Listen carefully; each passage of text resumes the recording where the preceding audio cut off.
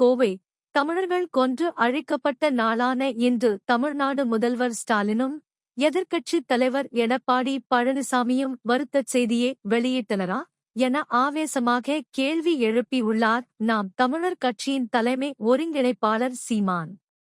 கோவையில் நாம் தமிழர் கட்சி சார்பில் மே 18 மாபெரும் தமிழின பேரெழுச்சி பொதுக்கூட்டம் இன்று நடைபெற்றது.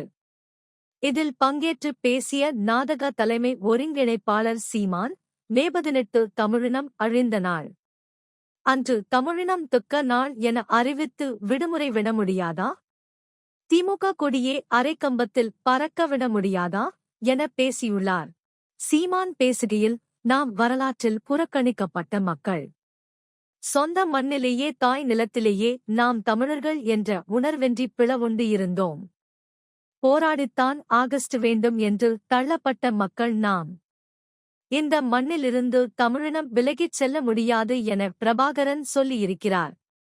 போராடத்தான் வேண்டும் என்று 15 ஆண்டுகளாக இந்த மண்ணில் இருந்து வருகிறோம்.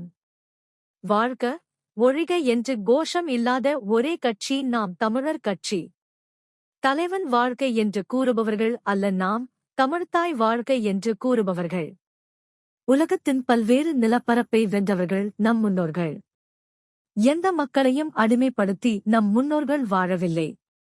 தமிழன் மக்களை அடிமைப்படுத்தி ஆண்டான் என்ற செய்தி எங்கேயாவது உண்டா? சிங்களவர்கள் நம்மை அடிமைப்படுத்தி ஆள நினைத்தால் அமைதியாக இருக்க நாம் எலிகள் அல்ல புலிகள்.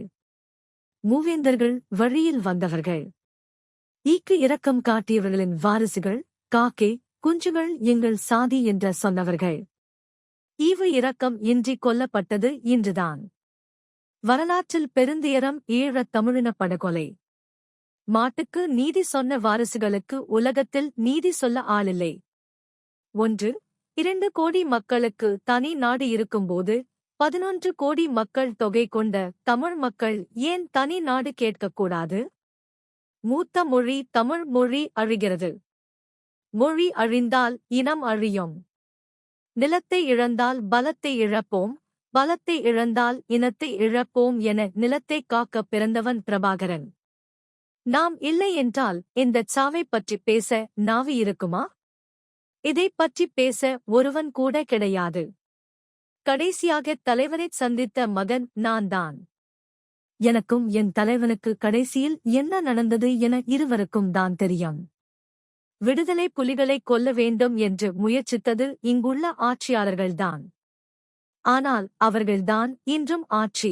மே 18 அன்று பிரபாகரன் இறந்த நாள், தமிழினம் அழிந்த நாள்.